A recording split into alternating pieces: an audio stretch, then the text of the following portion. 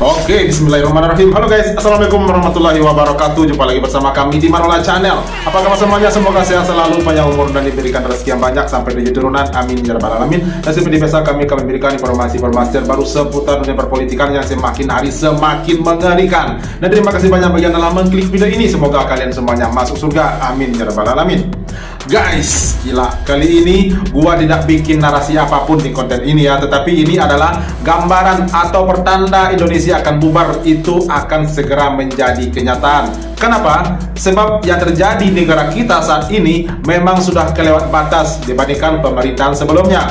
Rakyat ditindas dan dijajah, nilai tukar rupiah gak ada harga diri lagi akibat dolar naik 17.000 lebih. Jutaan hektar hutan dibabat tanpa ampun, hukum diperjualbelikan, rakyat dipalak melalui pajak dan lain sebagainya. Tetapi para koruptor dibiarkan berkeliaran, uang negara dirampok atas nama makan gratis, dan masih banyak lagi ketidakadilan rezim terhadap rakyatnya. Oleh karena itu, ayo melek politik biar kita tahu arah pemerintah ini mau dibawa kemana negara ini. Jangan-jangan dibawa masuk jurang kita. Jadi tolong simak sampai selesai dan biar nggak gagal paham dan seperti pamernya. Ini dia, let's go. Kami masih mau hidup. Kami mau hidup di tanah kami sendiri, bukan di tanah orang lain. Kami mau hidup di atas tanah kami dengan bebas. Jangan bunuh kami, tidak boleh bunuh kami. Ini Papua, bukan tanah kosong. Hutan adalah mama bagi masyarakat adat Papua. Ini penjaga air, iklim, dan kehidupan. Ratusan komunitas adat bergantung langsung pada hutan. Tapi hamparan hutan Papua ini terancam hilang akibat niat jahat orang-orang yang tak peduli akan kelestariannya. Ribuan hektar hilang tiap tahun akibat ekspansi industri. Hutan adat menjadi sumber pangan, obat-obatan, identitas sosial budaya, hingga mata pencaharian. Jika kita diam hari ini, kita akan kehilangan hutan selamanya.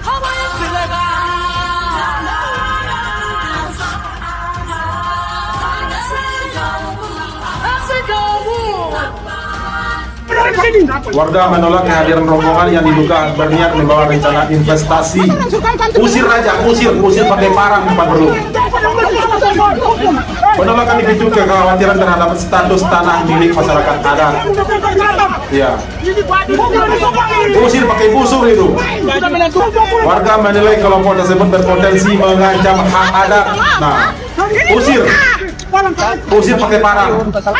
Diketahui tanah yang dipersilakan bukan milik pemerintah, tapi milik masyarakat adat. Papua ketika melahirkan anaknya ditembak oleh tentara kawan-kawan, anaknya dipukul, bunuh oleh polisi kawan-kawan. Peristiwa di Papua bukanlah hanya satu ajang tentang TPNPB yang menuntut kemerdekaan kawan-kawan. Bukanlah teriakan demonstran kawan-kawan aliansi Papua kawan-kawan. Kawan-kawan semua yang hadir hari ini perlu mendiskusikan lebih dalam, mengkaji lebih dalam akar kekerasan di Papua kawan-kawan. Dan kita perlu menegaskan bahwa militer menciptakan situasi darurat agar perkampungan-perkampungan rakyat Papua itu bisa dikelola dan dibangun kodim kawan-kawan. Lalu hutan-hutannya ditebang, pepohonannya di bawah dan dialihkan ke perusahaannya Luhut dan Prabowo serta Jokowi kawan-kawan. Tanahnya digali, emasnya diambil, manusianya di genosida kawan-kawan. Bentar guys. Ternyata yang bermain orang-orang itu aja ya. Gila ya. Jadi kalau keinginannya Indonesia emas di tahun 2045 nanti, Indonesia emas itu bullshit, omong kosong. Yang tahu Indonesia cemas dan Indonesia bubar, dan itu mungkin yang akan terjadi sesuai ramalannya.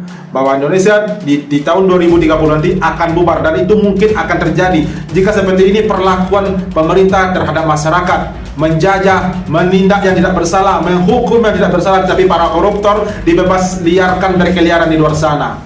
Masya Allah, gila banget. Ini benar-benar rezim tergila yang ada di negeri ini memimpin ya. Gila, benar-benar gila. Oke, selanjutnya. Papua hari ini bukan hanya mengalami krisis tentang lingkungan hidup kawan-kawan, bukan hanya tentang demokrasi kawan-kawan, melainkan tentang krisis regenerasi kawan-kawan. Karena mama-mama Papua ketika melahirkan anaknya tentara kawan-kawan, anaknya dipukul dan polisi kawan-kawan. Kenapa tuntutan saya lebih besar daripada pembutuhan saya, penuntutan saya lebih besar daripada teroris? Saya hari ini dituntut secara efektif, dituntut 28 tahun. Rekor lebih besar dari rekor 28 tahun. berbagai kriminal lain. Ya, 18 plus 9. Ya, jadi 18 plus 9. Iya. Dan plus 9 itu adalah uang pengganti.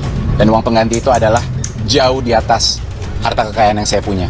Jadi bisa bayangkan, itu artinya otomatis saya dituntut oleh kejaksaan 28 tahun. Gila. Untuk kesalahan apa? Tidak ada kesalahan administrasi apapun, tidak ada unsur korupsi apapun dalam kasus saya, dan seluruh masyarakat sudah mengetahui. Jadi saya bingung, kenapa tuntutan saya lebih besar daripada pembunuhan, penuntutan saya lebih besar daripada teroris. Nah, ini mungkin adalah karena di dalam alur persidangan ini sudah terang benderang bahwa saya tidak bersalah, tetapi karena takut saya bebas, angka yang begitu tinggi dilemparkan kepada saya. Dan yang lebih menyakiti hati saya, dan ini hal yang saya tidak mengerti karena saya sudah mengabdikan diri saya 9-10 tahun kepada negara ini, bahwa ada uang pengganti. Jadi tidak cukup saya dimasukkan ke penjara. Begini momen yang sangat betul, guys. Nah, beginilah modelnya. Kalau negara, apalagi di bagian hukum, diisi orang-orang tak berakhlak, orang-orang bejat, orang-orang penjilat. Nah, beginilah jadinya. Yang tidak bersalah di penjara. Bahkan ini yang paling rekor ya. Sejak Indonesia ini ada, ini hukumannya paling rekor 27 tahun atau 28 tahun kata Pak Nadiem Makarim ya. Dan apalagi yang paling gilanya, itu sudah jelas-jelas tidak ada bukti kesalahan yang dia lakukan, tidak ada bukti pelanggaran hukum ataupun korupsi yang dia lakukan. Tetapi jaksa tetap menuntut 27 plus 9 tahun jika tidak sanggup membayar uang penggantinya. Pakai uang pengganti segala. Padahal dana kerumbuk itu cuma beberapa triliun gitu. Sementara yang korupsi 271 triliun lebih itu cuman dihukum 6,5 tahun penjara dan telah dipotong juga gitu ya. Apa kabar itu? Yang korupsi ratusan triliun, 271 triliun itu cuma dihukum 6,5 tahun penjara. Sementara Nadiem Makarim yang jelas-jelas tidak ada buktinya, tetapi jaksa penuntut umum gila-gilaan untuk memberi hukuman kepada Nadiem sampai 27 tahun. Gila itu. Benar-benar biadab ini memang. Ya enggak? Pemerintahan tai ini kayaknya, ya enggak? Jika hukum diisi orang-orang bejat, orang-orang biadab, orang-orang munafik, penjilat, gini jadinya masyarakat tak bersalah dihukum gila-gilaan. Oke, selanjutnya. Memeluk istrinya setelah persidangan sebelum kembali lagi ditahan, dan banyak yang melihat bahwa Nadiem sebenarnya tidak bersalah. Bahkan beberapa tokoh seperti Ahok ini pernah sempat mengatakan bahwa kalau dia menjadi Menteri Pendidikan, dia akan melakukan hal yang sama, yaitu melakukan pengadaan Chromebook karena dinilai lebih murah dan efisien. Jadi ceritanya Nadiem Makarim ini sekarang lagi menjalani sidang di Pengadilan Tipikor Jakarta karena kasus dugaan korupsi pengadaan laptop Chromebook waktu dia jadi Mendikbudristek periode 2019-2024. Nah, kerugian negara yang didakwakan itu totalnya 2,18 triliun. Jaksa bilang keputusan memilih Chromebook itu bukan murni buat pendidikan, tapi supaya Google mau nambah investasi ke perusahaan yang Nadiem dirikan, yaitu Gojek lewat PT Aplikasi Karya Anak Bangsa. Tapi Nadiem sendiri membantah keras. Dia bilang ini bukan perkara pidana, tapi kriminalisasi kebijakan. Dan menariknya, waktu tampil di podcast bareng Deddy Sumargo, dia terang-terangan bilang kalau dia jadi Menteri Pendidikan, dia juga bakal pakai Chromebook. Alasannya, sekali bayar bisa dipakai seumur hidup. Ada sertifikasi Google Education 4 tahap, bisa kontrol guru dan murid, dan harganya relatif murah. Ahok juga heran, kenapa yang dijerat itu level menteri? Padahal menurut Perpres, pelaksana pengadaan itu harusnya pejabat di bawah menteri. Nah, yang bikin kasusnya ini makin menyentuh, yaitu momen-momen di ruang sidang. Istrinya yaitu Franka Franklin hampir selalu hadir mendampingi. Waktu sidang di Januari kemarin, bahkan Franka terlihat mengelus punggung Nadiem berkali-kali begitu borgolnya dilepas. Kedua orang tua Nadiem juga duduk di ruang sidang. Driver ojol yang dulu Nadiem ciptakan lewat Gojek pun datang bawa spanduk dukungan. Sampai Rocky Gerung juga peluk Nadiem di ruang sidang. Kasus ini masih berjalan. Belum ada vonis, tapi yang jelas, ini adalah salah satu kasus yang paling banyak diperdebatkan antara kebijakan dan pidana. Batasnya dari mana? Awalnya gue speechless banget waktu Nadiem Makarim ditangkap sama KPK atas kasus korupsi Chromebook. Gue mikir, bisa-bisanya ya orang yang visioner, yang punya jasa buat Indonesia, membuka lowongan banyak banget, dan karena jasanya dia terciptalah Gojek-Gojek, ojol-ojol di Indonesia, yang pengemudinya yang bisa bertahan hidup dari situ berjuta-juta orang. Kok bisa ya? Bisa sampai kepikiran mau korupsi? Padahal untuk mendapatkan jabatan yang dia jabatin dulu itu dia harus keluar dari inovasinya. Dia harus rela untuk tidak menjadi CEO lagi. Terus gue ikutin persidangan demi persidangan. Ternyata banyak banget yang nggak kebukti.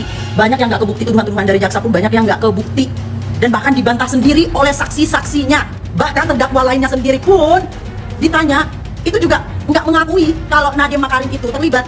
Tetapi kok bisa vonis hukumnya 28 tahun? What the fuck, Indonesia? Terus dendanya sampai triliunan, kurang lebih 5 triliun. What? Sedangkan korupsi 271 triliun cuma dihukum. Nah, benar. Nanti kita protes lagi baru ditambahin 20 tahun. Dendanya cuma berapa miliar? Padahal terbukti 271 triliun melakukan penyelewengan. Indonesia paling enggak, hukum di Indonesia mempertimbangkan jasa Nadiem Makarim. Boy, jasanya lebih besar dari pemerintah Indonesia untuk lowongan kerja. Iya. Lowongan kerja yang dia buka. Coba bayangkan kalau tidak, dia nggak membuka inovasi di Indonesia, dia nggak memikirkan Indonesia pulang membawa inovasinya dengan Gojek yang ada sekarang. Pemerintah memang bisa membuka lowongan segede itu, berinovasi sebesar itu bisa. Ini serius. Iya, betul guys. Nah, saya tambahin ya. Yang paling gilanya lagi, yang sudah jelas-jelas bersalah, seperti Sylvester Matutina. Aduh, patah-patah gitu tidak saya. Sylvester Matutina itu yang telah dijatuhkan hukuman sampai saat ini belum sempat di penjara, belum jadi di penjara. Entah kemana dia. Yang sudah jelas-jelas diputuskan dia bersalah, Sylvester apa itu patah-patah yang saya bacanya, itu sudah jelas-jelas terbukti bersalah, tetapi belum dihukum hingga hari ini. Gila nggak tuh? Ya kalau bisa menjilat ke pemerintah, ini kalau berani menjilat ke pemerintah akan aman gitu. Nah, ini buktinya orang penjilat gitu ya, akan aman bila walaupun sudah terjerat hukum tetap aman bila kalau mampu menjilat gila-gilaan kepada pemerintah, ya enggak? Sedangkan Nadiem Makarim yang sudah terbukti tidak ada bukti di situ bahwa ia melakukan pelanggaran hukum, tetapi dijatuhi hukuman yang benar-benar sadisnya luar biasa, 27 tahun gitu. Luar binasa. Oke guys, lanjut. Bisa jatuh ke jurang krisis. Rupiah sudah tembus ke angka 17.500 per dolar. IHSG juga rontok ke angka 6.858. Purbaya dan Bank Indonesia gagal menjaga nilai rupiah dan pasar modal Indonesia. Ini artinya mimpi rupiah jadi 5.000 per dolar dan IHSG tembus ke angka 28.000. Itu cuma omon-omon. Kalau sudah tembus ke angka 17.500, artinya sudah jauh melampaui asumsi APBN yang dipatok pada angka 16.500 rupiah per dolar. Dan sekarang, rupiah sudah dalam kategori under value. Yang memprihatinkan, rupiah ternyata mata uang terlemah nomor 5 di dunia pada Mei 2026. Dan IHSG jadi indeks terburuk di dunia saat ini. Maka tindakan Ketua DPR, Bu Puan Maharani untuk memanggil Purbaya dan Gubernur BI ke DPR sudah tepat. Kita harus dukung. Yang paling bertanggung jawab adalah dua orang ini terhadap situasi ekonomi Indonesia pada saat ini. Mereka ini harus memberikan penjelasan mengapa rupiah sampai rontok separah ini. Bukankah dulu Purbaya mendukung agar keponakan Presiden Prabowo menjadi deputi gubernur BI agar rupiah bisa jadi stabil? Bukankah Purbaya juga selalu tidak mau mendengar pendapat para ahli dan ekonom? DPR jangan mau dibodohi. Rupiah dan IHSG itu melemah bukan hanya karena faktor ekonomi global, bukan, tapi juga kebijakan fiskal yang salah, termasuk MBG dan Koperasi Desa Merah Putih. Rakyat sudah muak dengan janji manis ekonomi cerah dan IHSG yang katanya to the moon. Sampaikanlah fakta sekalipun kenyataan itu memang pahit untuk ditelan. Surat terbuka yang iya, jadi sepertinya rupiah ini udah nggak ada harga dirinya lagi dibandingkan mata uang yang lainnya seperti dolar, euro, apalagi dengan dolar Singapura gitu. Nggak ada harga diri lagi rupiah di mata uang lain. Jadi kalau 17.000 lebih per $1 itu mata uang kita yang paling besar berapa? 100.000 ya. Itu cuman berapa dolar coba? Cuma $6 atau $7. Sudah bisa menandingi nilai tukar uang kita sebesar yang paling besar 100.000 loh ya. Itu gaji satu hari kuli-kuli di jalanan itu. Kalau dibandingkan dengan dolar itu baru cuma 6-7 dolar.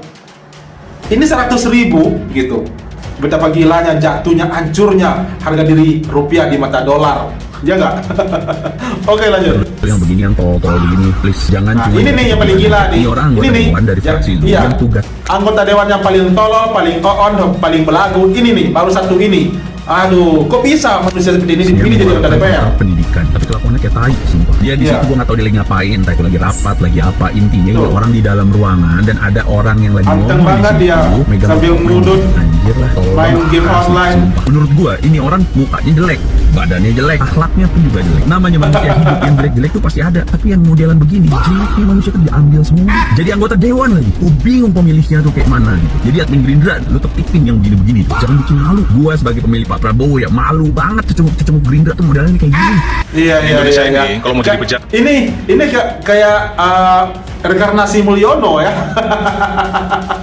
Iya, Rekarnasi Mulyono kayaknya ya. Kok bisa orang-orang kayak gini bisa menjadi anggota dewan gitu? Siapa yang milih coba? Pakai jalur apa dia coba?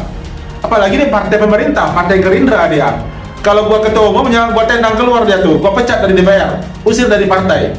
Nggak punya adab, katanya besarnya dari lingkaran santri, tapi kelakuannya kayak tai ini. Orang lagi rapat tentang membahas isu kesehatan, nah dia malah asik ngudut sambil main game online gitu. Oke lanjut. Hebat, nggak perlu pintar, cukup jadi penjilat, pura-pura budek sama nggak tahu malu. Kalian tengok nih berita yang lagi viral. Lagi rapat kesehatan, tetapi ada seorang anggota DPRD itu malah sibuk merokok dan main game.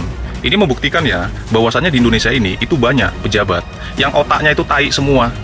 Bukannya sibuk memikirkan rakyat, tetapi sibuk kesenangannya sendiri. Pejabat tai kalian ya.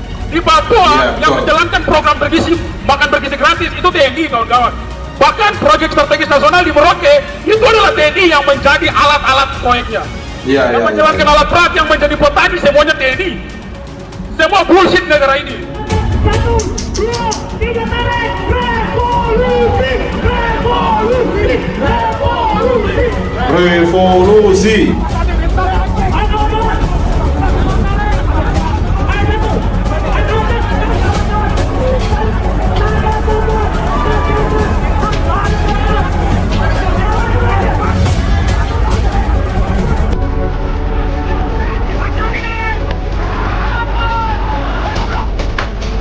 Itu gila. Tuntutan ke Nadiem nggak masuk akal banget. Nadiem dituntut 18 tahun penjara plus denda 800 miliar dan 4 triliun lebih untuk sebuah tuduhan yang menurut gua nggak terbukti. Hitung-hitung dendanya gimana? Gimana sih? Masa dendanya lebih tinggi dari kerugian negara yang didakwakan? Semua tuduhan udah terbantahkan di pengadilan. Kok bisa-bisanya Nadiem masih dituntut sesadis ini? Udah gitu, kalau Nadiem nggak bisa bayar, diganti kurungan 9 tahun. Itu artinya tuntutan Nadiem kira-kira totalnya 27 tahun. Lu bayangin, koruptor, pembunuh, tukang bahkan teroris juga setahu gua belum ada yang dituntut setinggi itu. Iya, betul. Enggak salah. Ini nggak masuk akal sehat gua. Buat gua, dengan apa yang udah dibuat Nadiem kepada bangsa ini, nggak pantas kalau Nadiem diperlakukan kayak gitu. Sekarang tinggal nunggu keputusan hakim. Semoga keadilan masih ada. Kenapa saya tertarik ke kasus ini? Dari mensreanya pasti nggak Nadiem nggak mau punya niat jahat, mensre aja. Kemudian dari BPK-nya tidak ada kerugian negara. Kemudian pembelian laptop ini diawasi oleh kejaksaan. Kalau seandainya itu perbuatan melawan hukum, jaksa udah bilang nggak boleh begini kan. Nah, dia itu kalau kita lihat latar belakangnya, dia kembali dari Amerika untuk mengabdi kepada Indonesia. Nggak mungkin ada niat jahat untuk melakukan kejahatan. Itu satu unsur, pasal 36 sampai yang baru. Kemudian perbuatan melawan hukum. Buat apa dapat kejaksaan untuk mengawasi ini kalau dia mau berbuat jahat mengenai kerugian negara? BPK mengatakan nggak ada kerugian negara loh. Jadi kalau berani hakimnya tuntutan bebas hari ini. Iya. Presiden paling goblok sepanjang kehidupan manusia itu Prabowo Subianto. Kalau sudah ada penilaian lantang dari masyarakat seperti ini, setidaknya Pak Presiden harus evaluasi kinerja dan kebijakan. Karena kenyataannya saat ini hutang negara Indonesia hampir mencapai 10.000 triliun. Dan ini hutang negara tertinggi semenjak Indonesia berdiri. Bayangkan hutang bisa naik 282 triliun hanya dalam jangka waktu 3 bulan. Dan apakah masyarakat masih mau percaya bahwa Indonesia saat ini baik-baik saja? Iya. Mudah-mudahanlah Pak Prabowo bisa memperbaiki apa yang salah saat ini dalam tata kelola keuangan negara. Saya seorang masyarakat kecil hanya bisa berharap Indonesia ke depannya akan baik-baik saja. Gue yakin dari 8.000 triliun lebih hutang negara sekarang sudah hampir mencapai 10.000 triliun. Waduh, gila. Benar-benar gila. Udah hancur. Mau dibawa kemana kita nih guys oleh pemerintah? Dibawa masuk jurang? Atau mau dikemanain? Kita ditekan dengan pajak, segala macam pajak kita dikenakan. Tetapi yang kita dapat cuma ini. Setiap hari kita harus membayar hutang. Anak yang masih dalam kandungan sudah dibebani dengan hutang. Hutang siapa? Hutang pemerintah. Aduh, gila. Yang katanya uang koruptor yang sudah diambil sehingga saat ini kita nggak tahu dikemanakan uangnya. Uang koruptor yang sudah disita, yang dipamerkan di depan media, kita nggak tahu kemana dibawa. Kita nggak tahu digunakan kemana atau dibagi-bagikan, kita nggak tahu. Yang katanya sampai triliunan itu. Kita nggak tahu ya, tetapi ketika negara punya hutang, kita yang disuruh bayar, dipajak segala macam, hutan habis dibabat, isi bumi dikeruk, semuanya diambil oleh pemerintah. Tapi yang reward yang kita terima nggak ada. kesehatan mahal, pendidikan mahal gitu. Tol juga mahal itu, walaupun tolnya swasta. Oke guys, gila ini. Jika Nadiem dibuat seperti ini, gila ya. Tuntutannya itu jauh lebih besar dari dan terorisme. Iya. 18 tahun penjara. Kalau nggak sanggup bayar kerugian, tambah lagi tuh 9 tahun penjara. Total 27 tahun. Sakit gak? Ngelihat ini kan gue itu yakin, seyakin-yakinnya gak akan ada anak muda secara sadar mau masuk pemerintahan. Gak akan ada anak muda yang mau berkontribusi total buat negara. Iya. Kecuali anak muda itu niatnya udah kotor ya, pakai jalur ilegal pasti mau lah. Ya contoh banyak gitu. Kenapa? Lu benar aja, lu lurus, hadiahnya penjara kok. Lu ciptain lapangan pekerjaan, berkontribusi jauh lebih besar dari siapapun, hadiahnya penjara kok. Sementara orang sebrengsek Sylvester mau divonis seperti apapun, aman sampai sekarang. Iya, betul. Yang namanya tiap saat disebut di pengadilan seperti Jokowi, nah, aman. Nggak pernah dipanggil. Saya film ini dan saya lihat betapa Itu benar ya. Itu benar dan fakta. Orang seperti Sylvester yang sudah divonis, tetapi hingga hari ini belum mendapat hukuman sama sekali. Nah, di mana dia bersembunyi kita nggak tahu, gitu ya. Dan juga di sidangnya Nadiem Makarim itu namanya Pak Jokowi itu sering disebut, tetapi nggak pernah dipanggil. Dan bukti-bukti yang kuat, yang jelas itu sudah jelas gitu ya, bahwa Nadiem Makarim tidak bersalah, tapi tetap mendapat hukuman dari jaksa penuntut umum sampai 27 tahun guys. Ini paling rekor, gila gitu ya. Ini jaksanya harus dipertanyakan nih, harus diusut tuntas nih siapa jaksanya dan kenapa dia bisa menuntut setinggi itu, segila itu, malah lebih gila dibandingkan terorisme atau pembinihan gitu, ya nggak? Harus diusut tuntas nih jaksanya ini, gitu. Oke, lanjut. Masuk dan jadi tangan-tangan untuk merebut tanah orang Papua, saya langsung merasa lah ini benar-benar kolonialisme. Proyek yang namanya bioetanol itu secara ekonomi, secara APBN gak masuk. Kenapa? Biayanya itu 11 miliar dolar, setara 89% subsidi energi tahun 2026. Tujuan negara itu adalah melindungi segenap bangsa Indonesia, seluruh tumpah darah Indonesia, memajukan kesejahteraan, mencerdaskan kehidupan bangsa, bla bla bla dan sebagainya. Tapi yang menarik, atas dasar mengurus warga negara itu, seringkali negara melakukan kekerasan. Tugas konstitusional militer cuma satu, pertahanan. Kami berharap negara atau Pak Presiden, Pak Kapolri dari Komnas HAM dan lain-lain melihat peristiwa ini, jangan menganggap remeh. Nah, hutan kami kalian babat, hasil laut kalian babat, tanah hasil tambang kalian babat. Perempuan janganlah, kami tidak mau. Lindungi kami lah setidaknya. Iya. Masa kamu curi, kamu rampas. Masa kamu mau rampas kehidupan kami perempuan Papua? Tolong lindungi kami. Kalau keadilan seperti begini bisa dibayar, kami orang kecil tidak bisa. Kami tidak punya uang, padahal kami rakyat yang kaya. Di atas kekayaan kami, kamu lecehkan kehidupan kami, kemanusiaan kami. Betul, itu fakta ya. Kalau kami menjaga tanah ini sama dengan kami menjaga diri kami. Jadi, minta maaf saya agak emosional. Inilah kata kami, ini ibu kami. Kenapa kami jaga? Karena inilah ibu kami, ini harga diri kami. Kami mendukung. Untuk apa? Kalau cucu kami untuk melihat. Dan satu harapan kami bahwa pemerintah juga melihat kami memiliki hak wilayah ini. Inilah harapan kami satu-satunya. Kami sudah tidak punya tanah lagi. Ini satu-satunya kekayaan kami. Nembak satu kakak tua, lu bisa dipenjara, tapi ngabisin jutaan hektar rumah kakak tua, lu dianggap pahlawan pembangunan karena menciptakan lapangan kerja. Pusing nggak, adik-adik? Sama, kami juga pusing. Indonesia ini dibangun dengan rumus yang kontradiktif. Yang bikin rusak itu bukan orang nebang pohon. Yang bikin rusak itu orang nebang pohon ratusan hektar. Kayak tadi misalnya, teman-teman lihat burung kakak tua ya. Kakak tua diburu, dimakan misalnya. Kasian nggak? Kasian, ya kasian. Burung kakak tua cantik, diambil gambarnya sama Ben di pohon, terus tiba-tiba udah... itu kayak kasihan. Yang nggak tergambar adalah orang Papua memang nutrisinya dari burung. Kalian jangan iri kalau kalian cuma makan ayam geprek. Mereka makan kakak tua jutaan. Saking kayanya. Kalian yang makan Indomie jangan iri. Karena kalian sudah menukar kekayaan itu dulu di Jawa dengan gadget. Kita sudah menukar itu semua dengan kenyamanan modern. Mereka masih menjaganya. Bedanya itu. Lalu negara bikin aturan, ini dilindungi, nggak boleh. Lindungi ini burung kakak tua, dilindungi burung beo. Sehingga mereka yang nembak-nembak itu kemudian jadi penjahat. Padahal mereka sedang makan. Padahal ada penjahat yang lebih gede. Yang bikin tiba-tiba ekosistem kita ini sudah nggak ada lagi keragaman hayatinya. Yang bikin itu punah adalah yang menghabisi ekosistem rumah mereka. Satu dua orang nembak kakak tua dikriminalkan, sementara rumah kakak tua, hutan jutaan hektar itu dihabisi dalam skala yang luar biasa. Jadi Itu yang kami lihat dari Sabang sampai Merauke itu isi Indonesia itu ada kontradiksi yang getir gitu ya. Orang Papua butuh sekolah dan rumah sakit, bukan markas tentara. Itu penting. Pimpinan masyarakat adat di Papua itu menolak wacana sawit di Papua. Jadi nanti sampaikan ke Pak Prabowo sama Pak Halil itu stop dengan barang itu, karena orang Papua tidak suka. Yang kedua itu didatangkan batalion pertanian atau perkebunan. Orang Papua butuh sekolah dan rumah sakit, bukan markas tentara. Itu penting. Karena kita di otsus kita yang dibahas dulu itu masalah utama itu pendidikan dan kesehatan. Yang bahas itu juga ya Pak Wakil Ketua di sebelah Bapak itu yang terlibat penuh, jadi pasti lebih tahu. Itu aja. Terima kasih. Begitu saya melihat film ini diceritakan bagaimana kondisi persoalan-persoalannya di Papua ya, saya kaget. Saya nggak nyangka separah itu ternyata. Termasuk juga soal pengungsian yang berapa ratus ribu orang. 107.000 sekarang. 107.000 ya.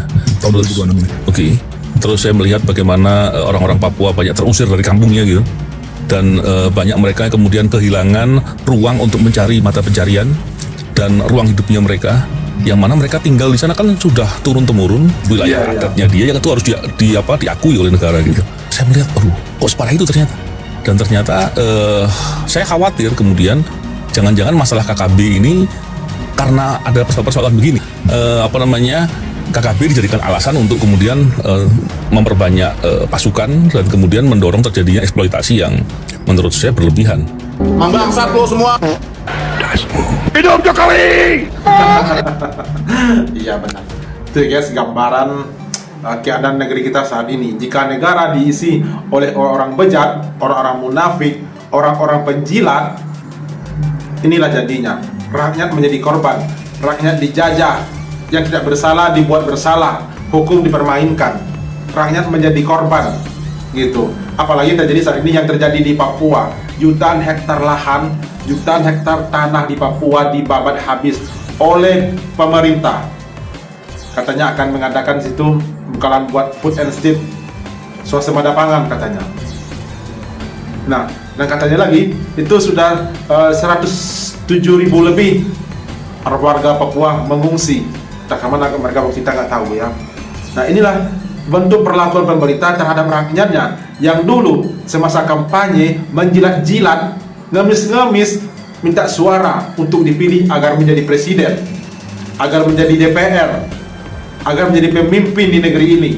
Tetapi setelah menjabat menjadi presiden, menjadi DPR, mereka malah menjajah rakyatnya sendiri.